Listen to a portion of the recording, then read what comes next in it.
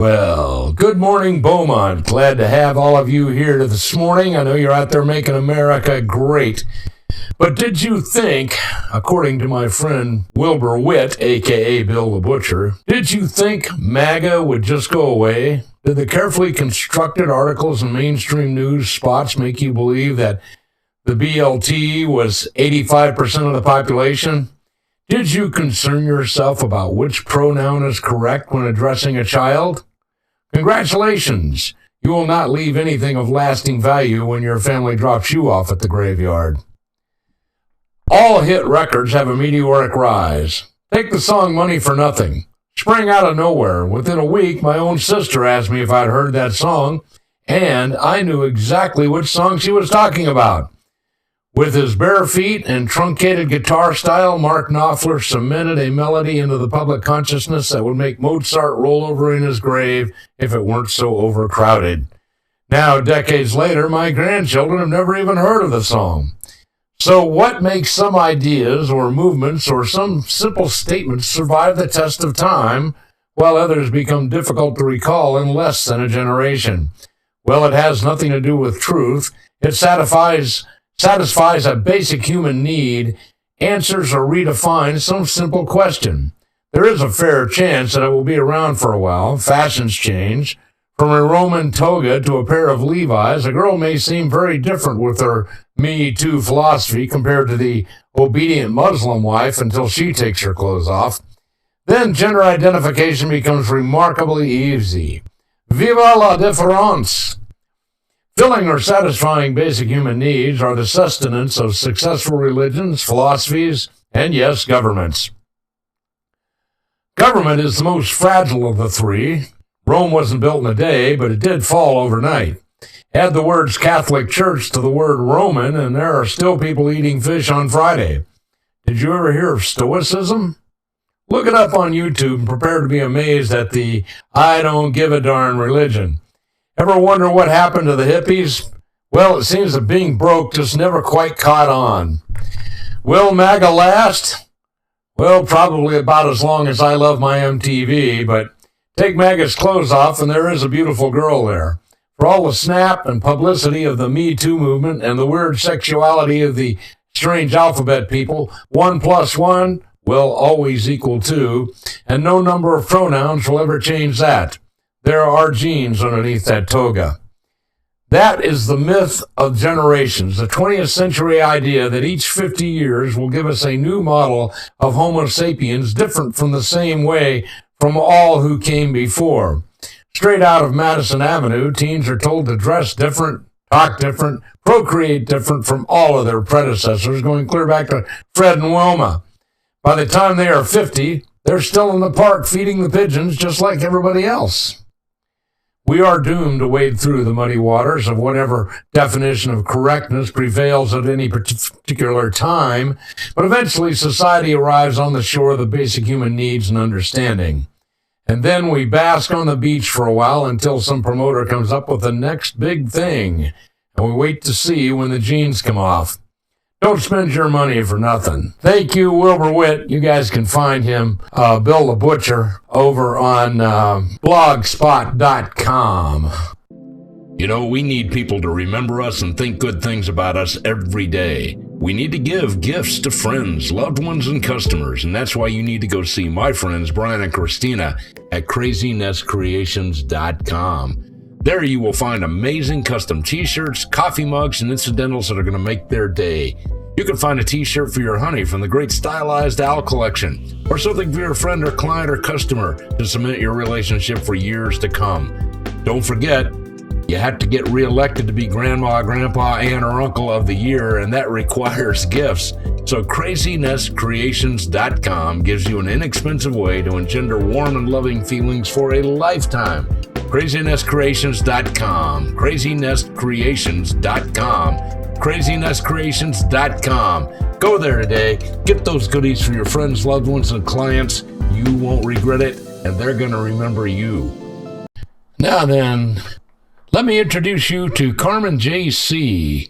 I didn't know about her, but Mark Dice found her, and she is virtually amazing with her virtual broadcasts that she does every day. So Here is Carmen Jaycee. Horrible!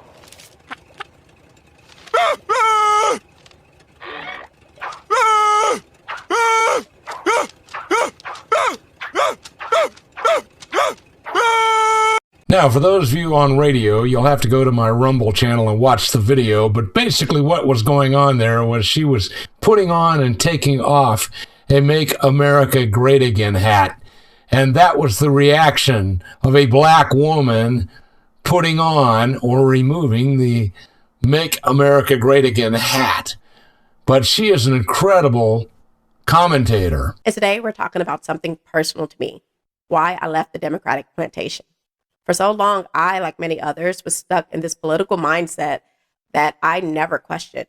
I was conditioned to believe that if you're Black, if you're a woman, if you care about people, you obviously vote Democrat. No questions asked. It's the way things have always been. But when you actually take a step back and start peeling back the layers, you realize it's all by design. The Democratic plantation is real. It's a system built on control, emotional manipulation, and keeping people dependent, not empowered. Let's really think about this. If most Black people are influenced by a certain party, then who would be on the plantation? The people that they have in control the most? Because let's look at the numbers. The majority of Black people vote Democrat. The prison system is filled with a lot of Democrats. And the majority of people who exhibit certain destructive behaviors, again, Democrat. Meanwhile, the small percentage of Black people who identify as conservative, who actually think for themselves, and reject groupthink are constantly demonized and called every name in the book. So who's really being mentally taken advantage of? Who's actually free? These are the questions we have to ask. So today, I'm going to break down how my ideology started to shift, Candace Owens' role in shifting my ideology, how I started to support Donald Trump, and the main reasons why I left the left. For those of you that are watching me on Rumble, on the Doc Greene channel on Rumble, and for those of you that watch on YouTube, I put the link to her channel below. And of course, thanks to Mark Dice, she went from having 900 subscribers to I think almost 40 or 50,000 now.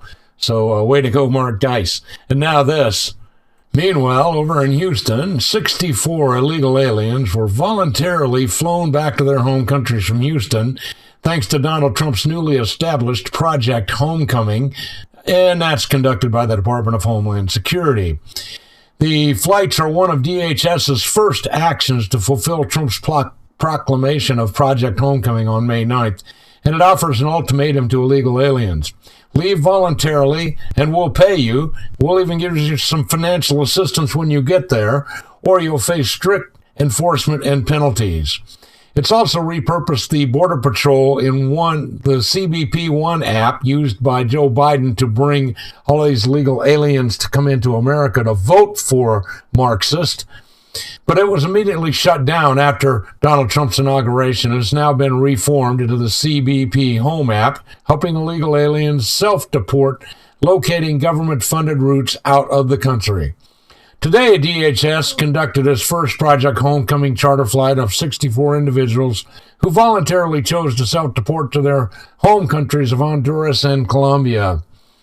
If you are here illegally and you use this app to take control of your departure, you will receive financial support to return home. So we're paying them to get out of town, and then we're giving them $1,000 when they get there. Now, $1,000 here in America, I mean, that's chump change. That'll last you overnight.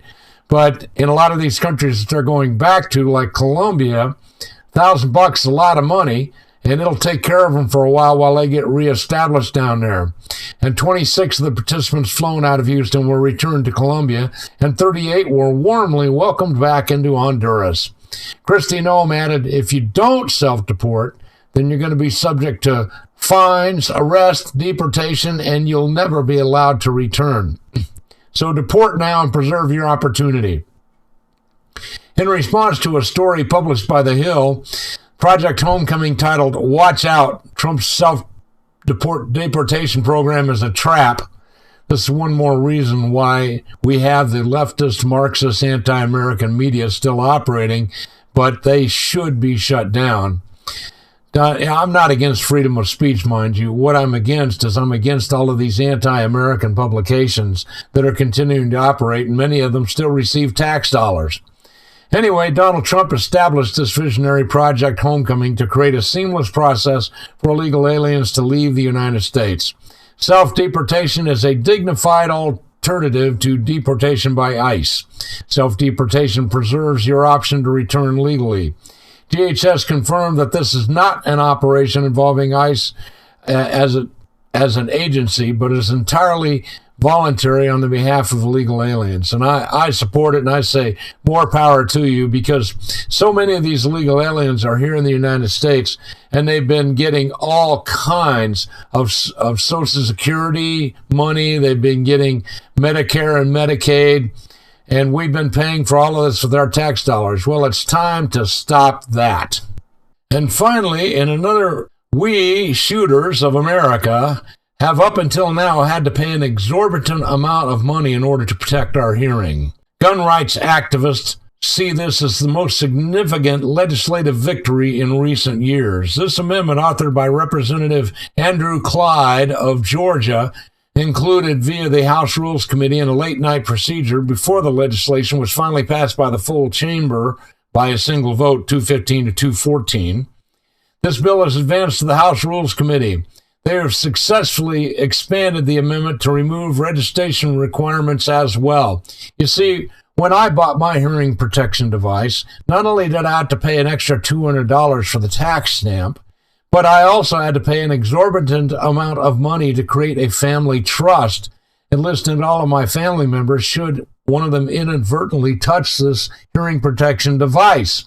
All total, I think I had to pay an extra $600 and wait for 8 months for a new special level 2 security background check before I was able to purchase a hearing device.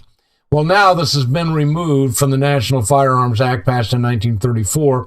National Firearms Act, of course, is wholly and completely repugnant to the Constitution of the United States, and the entire thing should be abolished along with its sister acts from later years.